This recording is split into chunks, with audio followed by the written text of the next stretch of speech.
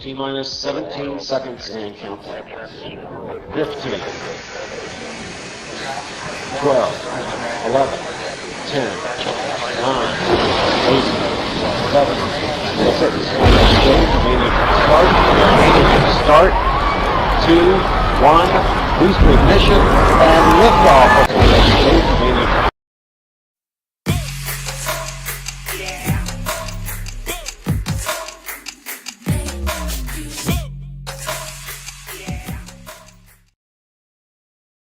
Let me know down below if you can hear me. Please let me know, because then we got 50% of this little show going. But first of all, let me know how you lovely, sexy looking people are doing. Today we gotta hurry. Not so many transitions and, you know, all this hanky-panky, because there is lots of news to go at. What are we gonna talk about today? We are gonna talk about, the crypto bulls back. Is this the end of the bear market? I actually tend to believe that this is more of a dead cat bounce. We never know where the market will go, but I am going to try to solidify that with some very ugly global macro figures coming from the United Nations, who are addressing the cost of living, basically the crisis in third world countries. And it is, let's just have a quick look at that, how this looks, because it does not look good. Here we can see, and obviously what we're going to take into consideration is the price increases of basically all the things that we need, right? You remember that saying, no money, no honey. But I think what we need, what it is today is no cash, no gas, no power, no flour, right? And that's what we need in order to have this economy working. In the end, we're going to have a little look at what Russia is up to, Russia-Ukraine, right? Putin, I think, is going to Iran. Germany's unhappy that they are not sending, shipping, producing, whatever, the amount of gas that they're supposed to. That's what we're going to talk about today, so let's go in. And I think it goes a little something like this. I want to welcome you to Crypto Never Sleeps. In case you're new to this channel, you want to stay on top of the crypto world, well then please hit like, smash, subscribe, so that you can be notified every time we upload new videos. So that you can, and this is important to me, protect your wealth, preserve your wealth, and ultimately increase your wealth. My name is Nico Harachi, and I'm the host of this little show. Let's move on here to what we have to go look at. The level of market manipulation. Of course, today we all are excited, are we not?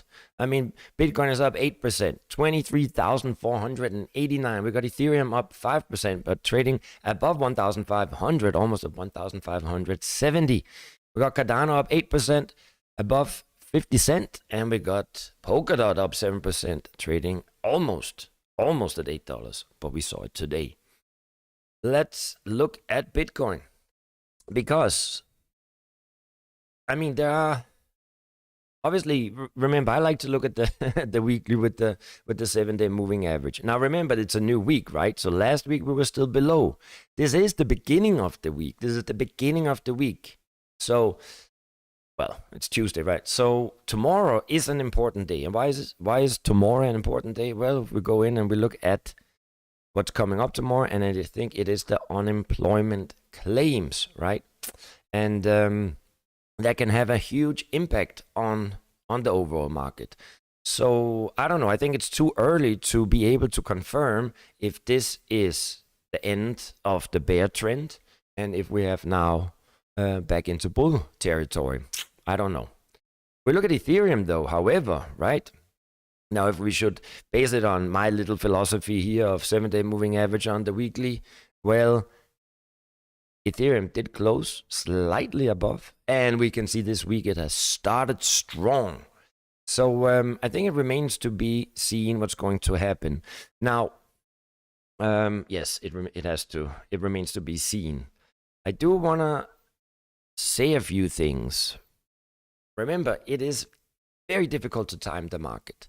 But, and I claim sometimes, to predict the market, and I've been spot on. But in the end of the day, disciplined professional, successful, wise investor doesn't do this predicting and doesn't base his investment approach on predicting and thinking he's number one, and because basically no one is number one, right? So that is why it's so important for me that you also understand that I don't know how to time the market, when is the bottom and when is the top. Now, we have been able to do it, but remember, the averaging in and the averaging out is really the way to go. Let's go back and look at the... So you see, we will never be able to really sell at the high, and we will never be able to buy at the low. And that is why we want to average in, right? So are we going to see, you see, when we're going to look at the global macro figures and numbers and all the turmoil that's going on in the world, you wouldn't believe that we will see neither an economy actually rebounding. On the other hand, we do know that the current global monetary system is failing. It's imploding. And we also know that the people, in power, they need to restructure the financial system. So there will be a point, and I'm pretty confident in that, there will be a point when cryptocurrencies, let's look at the daily, where cryptocurrencies, they will detach from the traditional markets. I just believe it's a little too early, but who knows? Who knows? Remember, the trend is your friend, and that it's important that you keep an eye on that. So let's see on the overall market. I mean, Bitcoin up 8% today, Ethereum 5%. Across the board, good numbers. I don't really want to go too much into this, and just remember, everything I say and do here is not financial advice. Besides that, you also know which coins I think are good. And what I will do from tomorrow, I will have like a banner going with the coins that Kitty owns. Anyway, of course, it is nice to see. It's nice to see, right? 10% up for Engine, because I'm only 4, but 35% over 7 days. I mean, this is lovely. It is lovely. All right? Let's just take a second and enjoy. Okay, very good. Because don't get hypnotized. You see, the problem is that many people, even if we're going to see it go up a few days, then many new investors, they will get tempted to get in, and it could be too early. Remember, investing is an art. Now, let's go in and see what you lovely, sexy-looking people have to say. It's time to at least to chit and chat a little bit. There we go, Galileo. All buy signals been flashing. Yes, and there's a lot of optimism and everybody's happy. I mean, it's amazing how quick we all can be completely, geared up to the bull market is back. But anyway, let's see. Silver Surfer, Bear Trap. We don't know. But we will, maybe after we finish the news from today, maybe you will change and you will be a good old-fashioned bear again. Good to see you, Steve Perks. Shahid, I meet my soul brother. We got Vax here. Good to see you. Are you driving home for dinner? And we got CryptoStat, and we got Jerry and Kitty. Now let's get into what we what we need to share today. Especially on the cryptocurrency news, there's not so much, right? We're seeing Dubai to ramp up metaverse efforts with 40,000 new jobs. I like that. One of the leading crypto hubs in the Middle East. Now, if any of you have ever been to Dubai, you probably, that was already that is the most artificial place I've ever seen. I like to be there 15 years ago. I don't have much left for Dubai, but I think that Dubai is actually the perfect place where, it's almost like set up like a metaverse. Anyway, they are going. The strategy promotes Dubai's ambitions to support more than 40,000 virtual jobs by 2030. That's good. We need jobs, especially with the current inflation and the global economic macro crisis. So well done, Dubai. We got some consensus news from Consensus, and they are going to tokenize smart contract and security auditing services through the upcoming auction of 8 time-boxed turn tokens. You can read about that. I think it's good, but not for today. There was some more important news. Now, okay, I don't know if you heard that yesterday. I did announce it. The Coinbase on July 18, they obtained a crypto asset service provider approval from Italy. And also Crypto.com they received approval from Italian regulators to offer their services. This just goes to show that across the board, we are seeing more mass adoption. And that is what we need, right? So at some point, we are going to see the cryptocurrency market decouple. I wanted to go to here and share other piece of news that I saw here on CoinDesk. And another mass adoption, French banking giant BNP Paribas, I think it's second or third largest bank.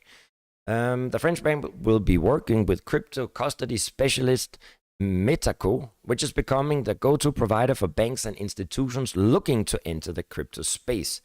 Why is this so significant? Well, it is significant when one of the biggest banks actually in the world, one of the biggest banks in France, BNP Paribas, are entering the crypto space. Why? They wouldn't do that if they didn't think that the future of finance is going to be built on the blockchain. So that's good news. That is good news. Gary Gensler was also speaking. But I'm just pointing that out because that's also important. Regulation, right? That does have an impact. Is the Ethereum merge driving this rally? I don't think so. I think it could be a reason, right? It could be a lot of other YouTubers, content providers. They're gonna say, "Oh yeah, it's the Ethereum merge because they set a date." No, I don't believe just because they set a date for the Ethereum merge that is really going to change the trend. But it's a good thing. It's important. But obviously, we have to see: is it really going to be the 19th of September? Is it going to work? And is everything consistent, and is everything working? So of course it's good news, but we were kind of anticipating this, right? So just take that into consideration. So I want to move on to, before we move on to Ukraine and Russia, I wanted to share with you, no, let's do that in the United Nations. So let's run through here. Remember, Russia, they were having to maintenance their Nord Stream pipelines, and it was supposed to go until, I think, tomorrow or until today. But prior to that, they said, force majeure happened, and they won't be able to provide the same amount. So today we saw that Russia nears gas shutdown in Europe as Germany, I like Germany, they're rejecting the claim that Gazprom cannot fulfill the contracts, right?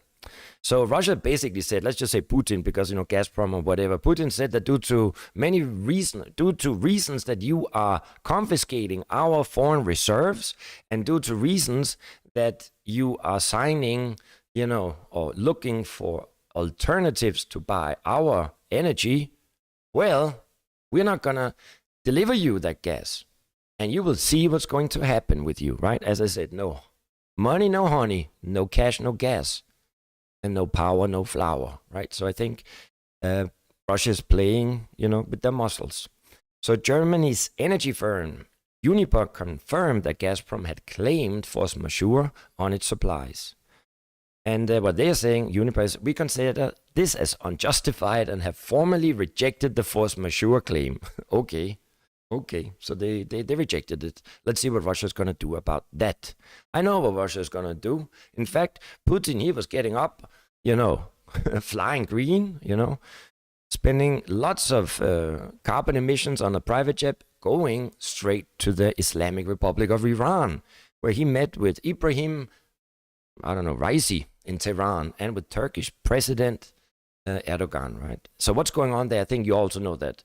Basically, Russia wants to buy, a huge amount of drones so that they can, use them against the proxy war that is currently going on in Ukraine.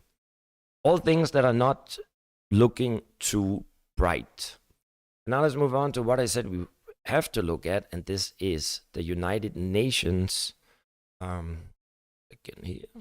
Before we look at that, we need to go in and look at the protests. What is up with the protests?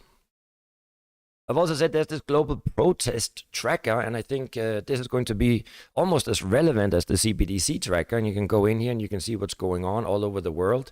There's a lot going on, and we just want to look at the active, and there you can see what's for yourself. If you also want to see it, a little bit more lively, you can go into Radio Genova on Twitter. And I mean, what you're seeing there. By the way, this was in Italy. These were the I don't know what you call them, pro people for Draghi that liked him. There's around 55, right? 55 Italians saying that Draghi, he's a lovely, lovely, lovely individual. And look at this here. These are the Italians that believe Draghi is, not the best thing that ever happened to Italy. What do we have? Quite entertaining. Here. Look at that. Anyway,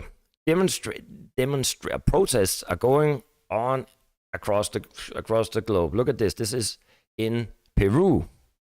These are also I cannot even say that, Peruvian farmers. They are also getting up and are marching towards their government due to the fact that it's going to be more expensive to farm. No fertilizer, no energy.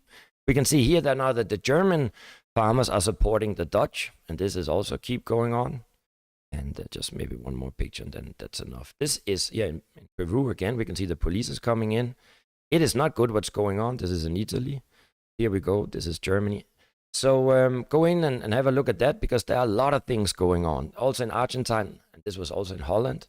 This means that the people, they're actually behind the farmers' protest. So here we go, very quickly, addressing the cost of living crisis in developing countries. Now, this is a 20-page report. I will share it here in the chat, and because it is scary in a way, right? We can of course, like that bird that puts the head in the sand and doesn't look, but the facts are written black on white. So what they're doing here is they're addressing the cost of living crisis in developing countries, poverty and vulnerability projections and policy responses. Now, they believe that this is all the ripple effect from the war in Ukraine that has disrupted energy and food markets, right? Among many other factors, supply chain disruptions and price spikes in key commodities have been pushing the world towards a precocious inflationary surge. This will have immediate and devastating effects on household welfares. So what they're also saying here is, we're going to look at some graphs where we can see the price increase prior to the war and post the starting of the war. So what they're and we would see that it's 50-50, right? I mean, we were already seeing a lot of inflation prior to Russia invading Ukraine. But what they're writing here, the war in Ukraine has severely disrupted global markets for food and energy due to both countries, large global market shares both Russia and Ukraine are exporting lots of commodities, gas, also wheat, and corn and sunflower. So before the war, Russia was the world's largest and second biggest exporter of natural gas and crude oil. So so let's just read that. Here we can see that between half and 2/3 of the 12-month international, so the past year, these are the increases that we have seen. So you can see the dark blue down here, that is before the war, and in green, that is after the invasion took place. So natural gas in the past 12 months is up 166%. Now that's a lot. Crude oil up 73%. Heating oil, which, a lot of people are going to need coming winter, but not only for winter, also a lot of people in the emerging countries are using this to cook with, right? And of course, we need gasolina. Gasolina up 82%. Now, wheat, sunflower, flour, and corn. Now, corn is seen, you see, when we look at the commodities, agriculture, that's just what I believe, is that here we are a little bit, behind the curve, right? Because this is basically, we're still eating from last year's production, right? So this year's production or harvest is going to be bad. So I think, even from a speculative point of view, probably, some futures on wheat, sunflower, flour, and corn will probably be an interesting thing. Because even if we're going to see peace and stability and lots of love across the board, this year's harvest is probably not going to be a huge success. Now, here on the right, and this is actually very, very important, right? I don't know what urea and MOP is and that, but I do know it is the chemicals that the farmers need, fertilizers, in order to grow and produce a lot of food for the rest of the world. And here we can see that the prices have increased nearly 200%. 178, 177, and for the DAP 46. So basically what they are, now we'll scroll down here, they have here, it's a long, very interesting report, but what we will see here, what they're basically showing here is that the increase in poverty at $1.90 a day could push the global headcount rate upwards from 8.3% to 9%. Basically, I haven't really got, I cannot tell you really how many millions, but it will have severe consequences, as we are seeing, because the majority of the population are poor, are really living day to day. And I guess when we are seeing the core commodities that we need in order to eat and drive and produce are going up at a rate like that, it will have severe consequences. I need to go because, it's late and I need to eat, and I also don't want to waste your time. So I hope that this was... There we go. So I hope this was okay. I want to keep it short, but I did want to share these new news with you. And that's all I got to say about that. I wish you well. Have a good night and stay strong and disciplined. And thank you for watching the smallest, littlest crypto channel on the interweb. I'll see you tomorrow. Love you and thank you for coming.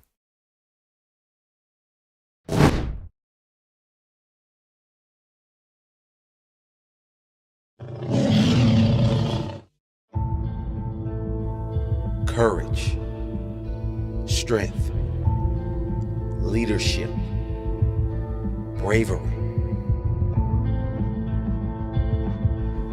Sheep follow the leader. They follow the herd. They don't know where they are going. Many times they are led to the slaughterhouse, but they keep following. They don't lead. They don't use their mind. A lion leads.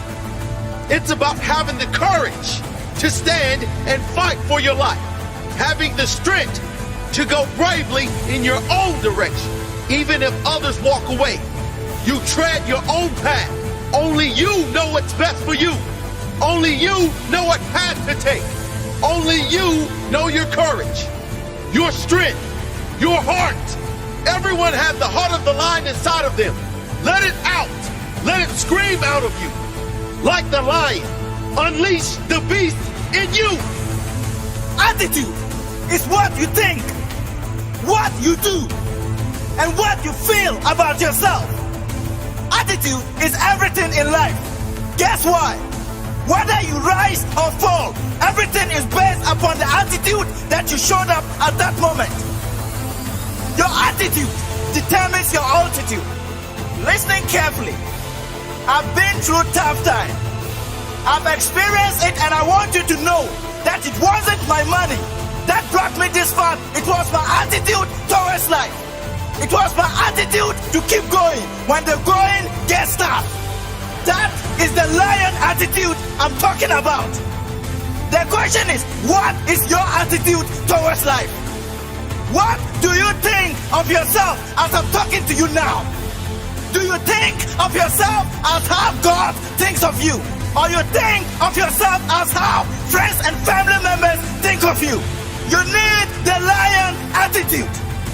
The attitude to take charge of your destiny. You need the lion attitude that says, I can. You need the lion attitude. The attitude that says, I will, because I'm bold enough to fight. You need the lion attitude if you are standing in hungry when the time comes for their mission. Lions are not followers. They are leaders who lead the rest of the animals. Become a lion. Be fearless. Don't talk. Walk the talk.